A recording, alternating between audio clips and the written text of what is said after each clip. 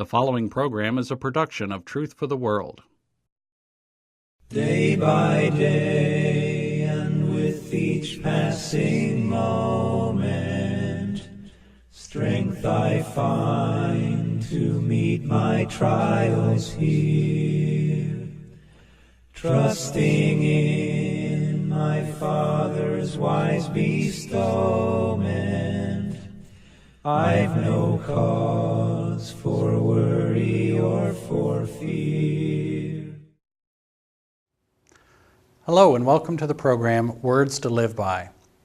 In this series of programs, we are examining the home and the family. And while this topic is too broad and vast for us to be able to cover every scenario or potential idea for discussion, we do hope to give you God's instructions for the home and family and thus give you words to live by. You can then take these words and use them as your rules and guidelines to follow when making decisions about your own situations regarding the home and family. In our previous programs, we began to look at God's plan for the home and the family. And we have seen that marriage was there from the beginning times of creation. We also saw that marriage took a commitment to be together until death do the husband and wife part. Marriage also must be entered into by mature people, and it takes a cleaving. The husband and the wife are to cleave, to commit, and to submit to each other. They are to hold on to one another until death separates them. We also looked at the marriage vows. It was pointed out that how we follow through on our vows of marriage gives others an indication of our truthfulness. We need to be truthful to them like we should be with other things. This includes the vow to be together as husband and wife until death do you part. It was also pointed out that the home would suffer if the marriage vows were not upheld. Broken homes would result. Lessons would be taught to children and grandchildren that God's laws and His Word do not need to be listened to or upheld. And this would result in children and families doing what was right in their own eyes, and society would then be impacted as well. When everyone does what is right in their own eyes, there is no law, there is no order, but rather selfishness and chaos. Now, in the last program, we began to look at marriage and the book of the Bible known as the Song of Solomon. Curtis Cates led us in our study, and we saw that passionate love that can be shared between a husband and wife can be shared in the marriage relationship. We talked about how the passion and the brief crushes that people may have are not appropriate outside of marriage to be fulfilled, but rather the passion that can be fulfilled should be done so in marriage. In Song of Solomon chapter 8 and verse 7, it is written the following: "Many waters cannot quench love, neither can the floods drown it." You see, true married love puts the other spouse ahead of ourselves and is more deep and permanent than some crush or selfish kind of love. Passion is something that is appropriate in its place. There is passion and love in a relationship, and the proper place for it to fulfill itself is in marriage. Now this leads us to this program where Curtis Cates will continue to talk about marriage and the book, The Song of Solomon. We will hear today about the purity of marriage, or we might say keeping oneself pure for marriage. This goes along with the idea of keeping the passion that one has for another in its proper place, the marriage relationship. In God's plan, the man and woman are to be married and then share the physical unity as a result of that passion that they share. The intimacy is not to be shared before the marriage, but rather each one is to keep himself or herself pure. Paul wrote to the Corinthians in 1 Corinthians chapter 7, verses 8 and 9, "I say therefore to the unmarried and widows, it is good for them if they abide even as I. But if they cannot contain, let them marry. For it is better to marry than to burn." Paul is not condemning marriage or telling others that they cannot marry. In fact, in the next verses 10 and 11, he states, "And unto the married I command, yet not I, but the Lord, let not the wife depart from her husband, but, and if she depart, let her remain unmarried, or be reconciled to her husband, and let not the husband put away his wife." Paul is then not condemning marriage, but he is recommending, at least to the Corinthians at that time, that if they were single and could remain that way, they should do so. But, and this is the point, he states, if they cannot contain or hold themselves back, let them marry. Why, Paul? For it is better to marry than to burn. Paul writes that it is better to be married to someone when you cannot contain your passion for the other person. Now, marriage is a mental commitment, and marriage has passion and purity. Now, let's continue looking at that and the book of the Song of Solomon. When we run God out of the universe, we're going to destroy our home. But it's interesting that God's not going to be run out of the universe. Daniel 2:28 says that there is a God in heaven. Some have said that he's like the Cheshire Cat in Alice in Wonderland. He is departing, he's fading out of existence. Of this Cheshire Cat, the last thing that Alice could see was his nose as he faded out of existence. You're not going to see God fading out of existence of the universe. Now, he may be run out of our society. And he's being rapidly run out of our society. And good people are going to have to stand up and talk up and defend the fact that there is a God if we're going to save our civilization. I'll tell you that. And the home is the basis of our civilization. Also, the home is the oldest, then the government, and then also the church of the Lord Jesus Christ. So we have to realize that when we think about the home, it was begun by God. And being instituted by Jehovah God, He's the only one that has a right to control it. And so we need to go to the guidebook. I've had people, I'm not a counselor nor the son of a counselor, but being a gospel preacher, sometimes people have come to me and said, hey, Brother Cates, we have this problem, we've had this problem, this is a real problem to us. Our marriage is getting in great difficulty. And, they wait too long. Years ago when we had a little lad born to us, well, the first year he was in existence, Andy, he had to have a train. He had to have a train. Yes, sir. And I had to make sure that train was working properly and everything was together before Christmas so that he could enjoy that train. And I didn't know much about putting trains together and putting track together and all this. And I have an idea as I was trying to get this together and get it ready for old Andy. And it might have said to me, aren't you going to read the instructions? Aren't you going to look at how to put that together? Why, she questioned my manhood, thinking that I didn't know how to put a train together. What'd she think? And sometimes she does the same thing when we're on a trip. Lost as all get it. Well, don't you think you need to ask somebody? Can you imagine that? And so sometimes that's the way we are when we, in our homes. Young people, before they marry, they don't think about reading the instructions. God instituted marriage. He came with the instructions.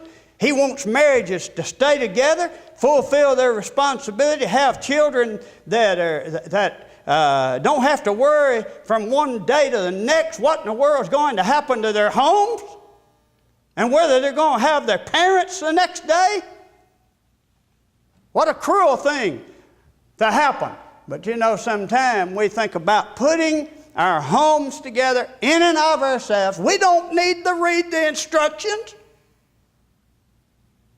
And so then they come to Brother Mosier, they come to me and others, and I'm not a counselor, so I send them to Brother Mosier or to my brother or other people. But anyway, or to the elders, the elders can, older ones that teach the younger ones, to love their wives or husbands and love their children. That's mighty good instruction right there. But sometimes they wait too late. Why did you wait too long? The horse is already out of the pasture. The cows have already escaped, as it were. Why didn't we work on the fence beforehand? And so we need to look early at the instructions for our marriages. And so please notice, number one, this flame that should characterize every home in the world is fired by Jehovah God. He instituted marriage. He knows what it takes to be truly happy, and He gave the instructions on marriage. And so we need to go to the book, and we need to see what the book says. And we need to do that before it gets too late. Let's not look at the instructions too late. All right. In the third place, we find that the Lord expects us to keep ourselves pure for marriage. And this young lady did. It is interesting that Solomon praises her numerous times. Notice when they are dating one another here, wooing one another. Notice chapter 1 and verse 15. Behold, thou art fair, my love. Behold, thou art fair. Thine eyes are as doves. Or as the King James says, thou hast dove's eyes. White and pure. And so what did she do? She kept herself pure for marriage. And Solomon often praises her in that way. Notice chapter 4, verse 1. When they are on their honeymoon here. Behold, thou art fair, my love. Behold, thou art fair. Thine eyes are as doves behind thy veil. And so this indicates that poetry, it indicates that she has kept herself pure for marriage. Notice over here in chapter 8, when she is reminiscing again, in chapter 8, after they've been married a while, she thinks back to the time when she was a child, before she reached the age of puberty. Evidently, her father had died. We find that her brothers helped rear her, chapter 1. But anyway, notice here that her brother said, we have a little sister, and she hath no breast. What shall we do for our sister in the day when she shall be spoken for?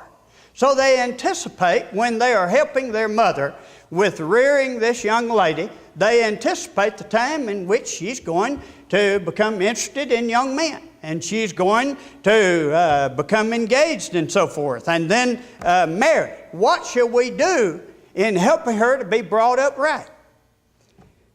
And then she says, recalls, if she be a wall, we will build upon her a turret of silver. A wall you can't go in and out of. And so, if she does not allow these young men to come in unto her, and if she is not loose morally, then they say, we will build upon her a turret of silver. We will bless her. And she will be rewarded. And if she be a door, now a door is something you can go in and out of, right? And so here, if she allows these young men to come into her and she is loose morally, sexually, then they say, we will board her up and clothe her with boards of cedar. But what was her response when she was young? I am a wall. I am not loose morally, she says. And my breasts like the towers thereof. She was proud to have her self-respect and realize that she was going to keep herself pure for marriage. And as a result of that, she was rewarded. Then was I in his eyes as one that found peace. And so Solomon was interested in her. Now Solomon had also, early in his career, kept himself pure for marriage. I want you to notice over here in chapter 3 that she is on her bed at night, and she started thinking about Solomon, and she wanted to be with him and spend some time with him. And so she says, I sought him whom my soul loveth. I sought him, but I found him not. And so she rose up, went out into the city streets, hunting for him. I will seek him whom my soul loveth. I sought him, didn't find him. The watchmen that go about the street found me, city, to whom I said, did you see him whom my soul loveth? It was but a little while I passed from them, then I found him whom my soul loveth. I held him and would not let him go until I had brought him into my mother's house, into the chamber of her that conceived me. In other words, she was not reticent to carry him home with her to meet her mother and to meet her family. And so evidently she had confidence in him. Evidently she respected him. This was before he went crazy, morally and so forth. And so he kept himself pure for marriage. She was interested in him and he in her. Now I want us to go back, and we're not going to have time to notice some other things in the Song of Solomon, but we want to notice some of these things just hurriedly, and maybe later on we can cover some of the other things. But notice here back in chapter 8, true married love is talking, set me as a seal upon thy heart. In other words, hold it close. Sometimes the scriptures, in the Old Testament would be put in a little, something put on their foreheads so that it would remind them of certain scriptures. And so here, true married love is saying, hey, remember me, keep me in mind, okay? Set me as a seal upon thy heart, seal upon thy heart. Have me close to you. Remember what God says about marriage, okay? For love is strong as death. It's enduring as death. Now, we don't go down to the cemetery and wait till our loved ones come out of the cemetery. I visit the cemetery where my folk are quite often when I get down into Lowndes County, Alabama. And but I don't spend a tremendous amount of time there day upon day upon day, carrying my tent and have lunch out there waiting for them to come forth, because death is enduring. It's going to exist until Christ comes back. And when he comes back, he's going to raise the dead, as Brother Mosier will notice this afternoon. And so true married love is as enduring as death. Now, how enduring is that? And so when you and I marry, we determine within our minds, this is going to last. Whatever it takes, it's going to last. We determine that. If both the husband and the wife will determine that, then the great, great, great, great likelihood is that they're going to make it work, no matter what comes up. But it takes two. Both of us have to respect God's law on marriage. All right? Love is to be as enduring as death. Jealousy or true married love is as hard, the American Standard Version says, as Sheol. And of course this is parallel, which means it is to endure. And before we enter marriage, we have to realize marriage is for life. Marriage is till death do us part. What do our words mean to us? When Dad married Annette and me 49 years ago, he asked the question of both of us, do you promise to be true to this man whose right hand you now hold, who is going to be your lawfully wedded husband? Do you promise to be true to him? Do you promise to be true to her until you're separated by death, as long as the two of you shall live? And there's never been any question in our marriage. Each one said, I do. My word meant something to me, and it's meant something to her. She's never had any excuse to mistrust me all the days we've been married. And the same thing is true with her. I have known how she's going to be in our marriage. Why? Because I believe her. Because she's truthful. Because she has been determined all our existence together to make this work. And she loves me. And I love her. And love makes it work and makes it endure. And so love is to endure. It's not like trading cars. Why, I think I'll get me a new car. And you buy you a new car. If you don't like it in 6 months, what do? Take it back, trade it in on a different one. You don't do that in marriage. It is as strong, as enduring as death. Now that's Bible, folks. That's Bible. And if we violate our responsibility to each other and we become unfaithful, we commit adultery, then you know what Job said? He said, if I had waited at my neighbor's house until he went to work and then I went in to be with his wife, he said that would be a crime. Criminal. He broke God's law. That would be a heinous crime. Now that's God's word through Job. That's not mine. And so when you think about getting married, when your children are thinking about getting married, you try your best to instill in them the fact you are marrying for life. You pick out a young lady, you pick out a young man whom you can live with for your lifetime. And who'll help you to go to heaven, who will help your children to go to heaven, and will be faithful to you all the days of your life. And you do the same. To some of our brethren, unfortunately today, God doesn't have a law on marriage. I'll guarantee you that God has a law on marriage.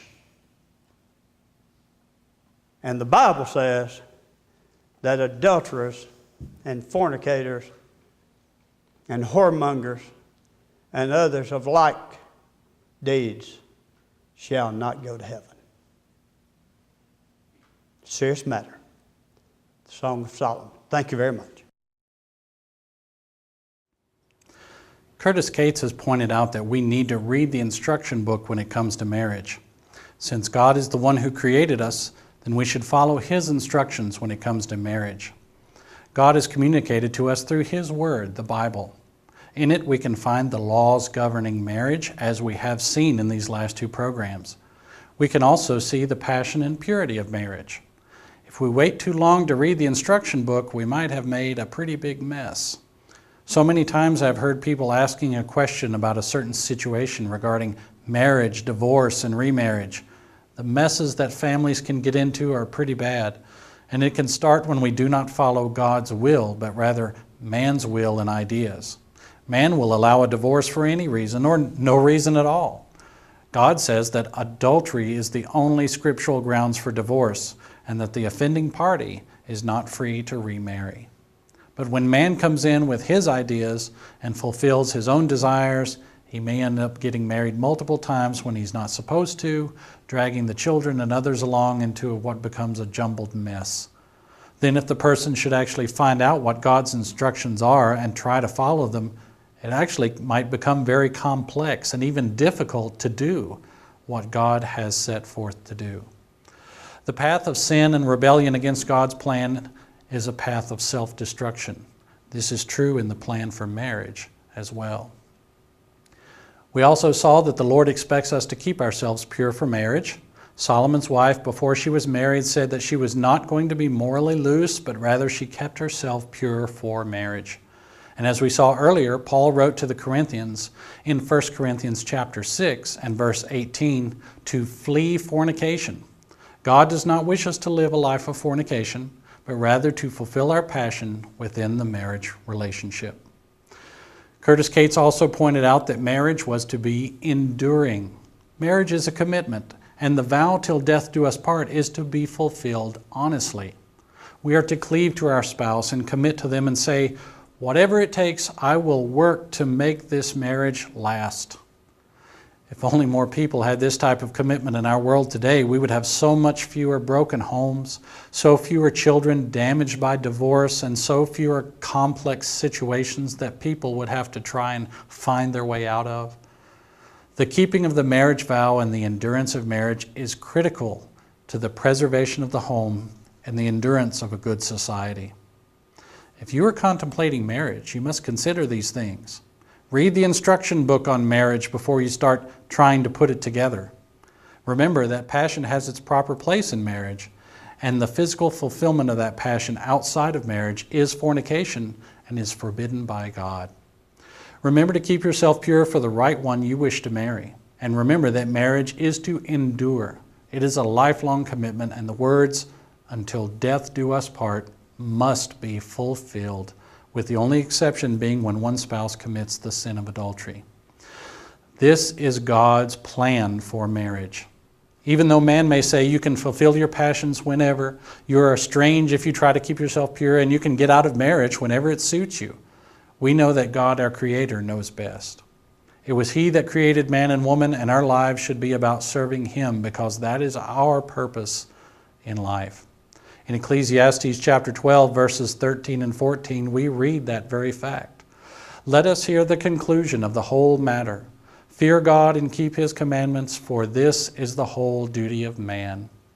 For God shall bring every work into judgment with every secret thing, whether it be good or whether it be evil. You see, our whole reason for being here is to fear God and keep His commandments. So we need to keep His commandments when it comes to marriage as well. On our next program, we will look at the blessings of a Christian home as we continue this series on the home and the family. We've been examining the plan for the home and family as God would have it. And while it is good to have the home and family God's way because it would be pleasing to Him, our Creator, we will also see that it will benefit us to have the home and family God's way as well. There are blessings that can benefit us that we can gain in the home if it is as God would have it. These are the things that Garland Elkins will be bringing to our attention in the next program.